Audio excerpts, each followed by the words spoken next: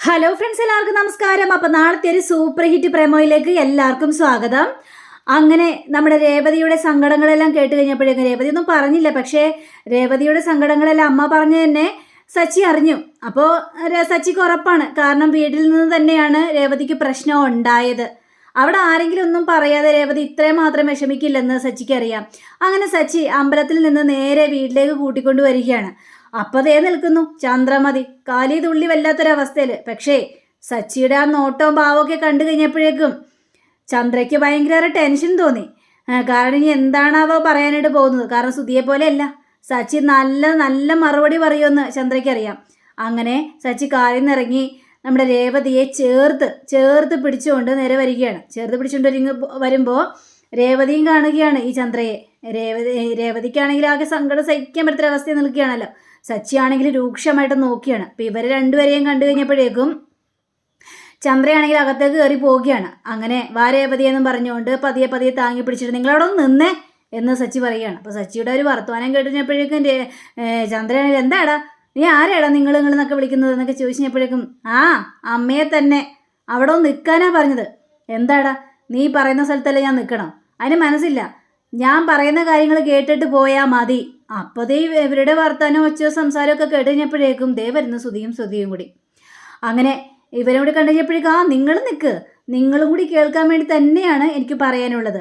ദേ ഞാനൊരു കാര്യം പ്രത്യേകിച്ച് പറഞ്ഞേക്കാം. നിങ്ങൾ എന്തിനാണ് രേവതിയെ വഴക്കു പറഞ്ഞത്? എന്ത് അനാവശ്യ കാര്യമാണ് രേവതിയുടെ മുഖത്ത് നോക്കി നിങ്ങൾ പറഞ്ഞത്? അതെനിക്ക് അറിഞ്ഞാൽ മതിയാവുള്ളൂ. തീർച്ചയായിട്ടും അത് നല്ല കൂത്തായി പോയല്ലോ. ഞങ്ങളെന്ത് അനാവശ്യ കാര്യം പറയാൻ? ഞങ്ങളൊരു അനാവശ്യ കാര്യവും പറഞ്ഞിട്ടില്ല ഇവിടെ.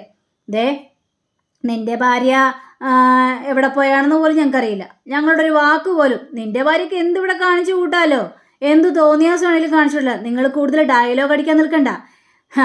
അത്രയും സങ്കടപ്പെട്ടിട്ടാണ് ഇവളെ ഞാൻ അമ്പലത്തിൽ നിന്ന് ഇങ്ങോട്ട് കൂട്ടിക്കൊണ്ട് വന്നത്. അത്രയും സങ്കടപ്പെട്ടിട്ട് ഞാനവിടെ ചെല്ലുമ്പോഴേ അവൾ ചൈന പ്രദക്ഷിണം ചെയ്യുകയായിരുന്നു. അപ്പോൾ അത്രയ്ക്ക് മനസ്സുരുക്കിയിട്ടാണല്ലോ നിങ്ങളൊന്നും പറയാതെ അവൾ ഇങ്ങനെയൊന്നും ചെയ്യില്ലെന്ന് എനിക്കറിയാം. ഇവിടെ എന്താ നടന്നതെന്ന് സത്യം എന്നോട് പറഞ്ഞോ? പറയാനാ പറഞ്ഞത് എന്ന് സച്ചി ഭയങ്കര ദേഷ്യത്തോടെ സംസാരിക്കുകയാണ്. ഇത് കേട്ടുകഴിഞ്ഞപ്പോഴേക്ക് ചന്ദ്രയാണെങ്കിൽ നീ ഒന്ന് പോടാ.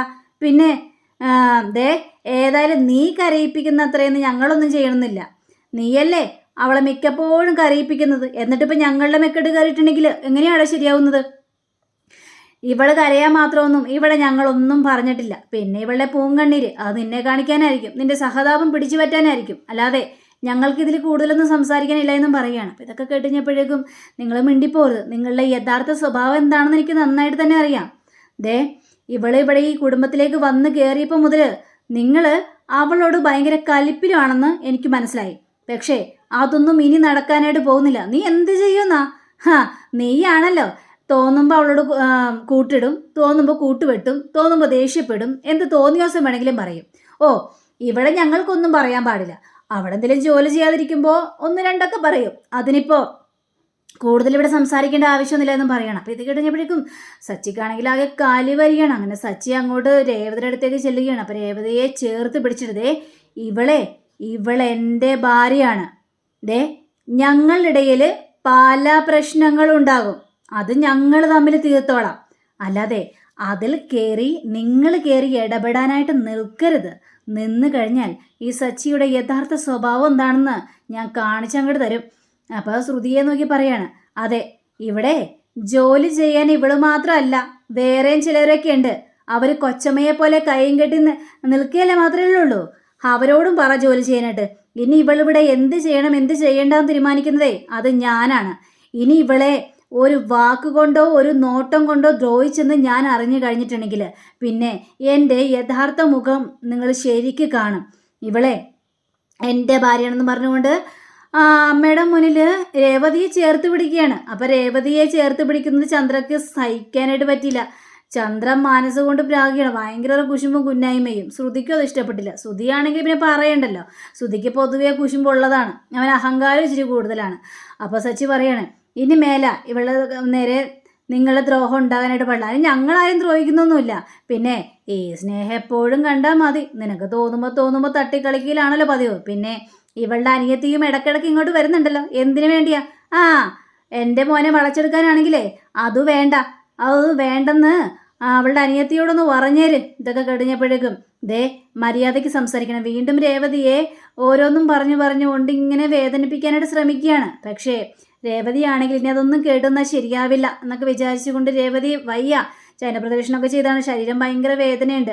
അതേപോലെ തന്നെ വെള്ളവും ദേഹത്ത് ഒഴിച്ചാണല്ലോ, ഒരു കുളിരും എന്തൊക്കെ പോലെയൊക്കെ തോന്നുന്നുണ്ട് രേവതിക്ക്.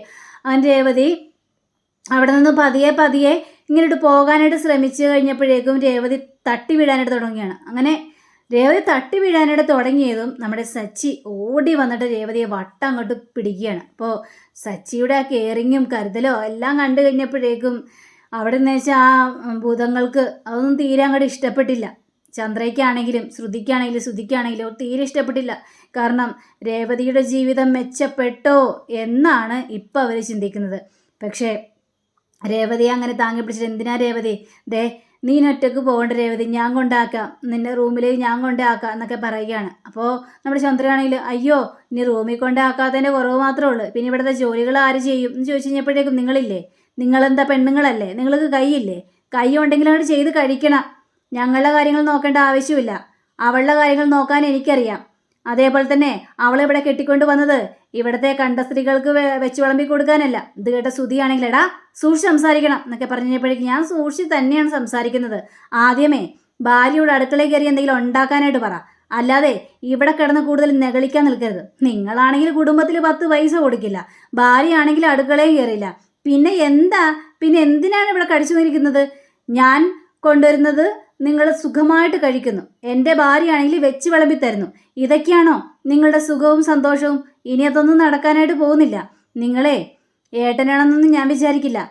മര്യാദയ്ക്ക് ജോലിക്ക് പോയി പണം സമ്പാദിച്ചു കൊണ്ടുവാ, എന്നിട്ട് ഇത്തരത്തിലുള്ള സംസാരമൊക്കെ എൻ്റെ മുന്നിൽ നിന്ന് സംസാരിക്കേ. അപ്പം അതെല്ലാം കേട്ട് ഞാൻ നിൽക്കാം, അല്ലാതെ വാ തുറക്കരുത് നിങ്ങൾ എന്നും പറഞ്ഞുകൊണ്ട് നമ്മുടെ സച്ചി ഇടിവെട്ട് മറുപടി തന്നെ അവരുടെ മുന്നിൽ കൊടുത്തതിന് ശേഷം രേവതിയെ കൊണ്ട് നേരെ റൂമിലേക്ക് ചെല്ലുകയാണ്. അങ്ങനെ രേവതി വിശ്രമിച്ചോളെന്നൊക്കെ എന്നൊക്കെ പറയുകയാണ്. പക്ഷെ രേവതിക്ക് സച്ചിയെ കണ്ടുകഴിഞ്ഞപ്പോഴേക്കും ഭയങ്കരേറെ സങ്കടമൊക്കെ തോന്നിയാണ്. അങ്ങനെ സച്ചിയെ വട്ടത്തിൽ അങ്ങോട്ട് കെട്ടിപ്പിടിക്കുകയാണ്. അങ്ങനെ കെട്ടിപ്പിടിച്ചിട്ട് പൊട്ടിക്കരയാണ്. എന്തിനാണ് രേവതി, എന്തിനാ കരയുന്നത്? നിനക്കൊന്നും വരില്ല, ഞാനില്ലേ ഇവിടെ കൂടെ എന്നൊക്കെ പറഞ്ഞുകൊണ്ട് രേവതിയെ സമാധാനപരമായിട്ട് കിടത്തി അല്ല പുതപ്പിച്ചൊക്കെ കിടത്തുകയാണ്. കുറച്ച് കഴിഞ്ഞപ്പോഴേക്കും നമ്മുടെ സച്ചിയാണെങ്കിൽ അവിടെ നിന്ന് പോവുകയും ചെയ്യാണ്. അങ്ങോട്ട് പോയി താഴത്തേക്ക് ഇറങ്ങി 3-4 മറുപടിയും കൂടി കൊടുക്കുകയാണ് ഇവർക്ക് എല്ലാവർക്കും കൂടി. അപ്പോൾ ഇവരാണെങ്കിൽ ആകെ തളർന്ന് വല്ലാത്തൊരവസ്ഥയിൽ നിൽക്കുകയാണ്. അപ്പം നാളെ കാണാനായിട്ട് പോകുന്നത് ഒരു കിടിലൻ രംഗം തന്നെയാണ്. കാരണം ഇനി സച്ചി രേവതിയെ സ്നേഹിച്ച് തുടങ്ങുക തന്നെ ചെയ്യും. സ്നേഹിച്ച് തുടങ്ങി, അതിന് പ്രത്യേകിച്ച് ഇനി കൂടുതൽ പറയാനൊന്നുമില്ല. ഇനി ചന്ദ്രയ്ക്കും ശ്രുതിക്കും ഒക്കെ ഇടിവെട്ടിൻ്റെ പണിയാണ് കിട്ടാനായിട്ട് പോകുന്നത്. അപ്പോൾ അതെല്ലാം കാണാനായിട്ട് എല്ലാവരും കാത്തിരിക്കണേ. അപ്പോൾ എല്ലാവർക്കും നല്ലൊരു ശുഭരാത്രി ആശംസിച്ചുകൊണ്ട് തന്നെ നന്ദി, നമസ്കാരം, thank you, see again, bye by.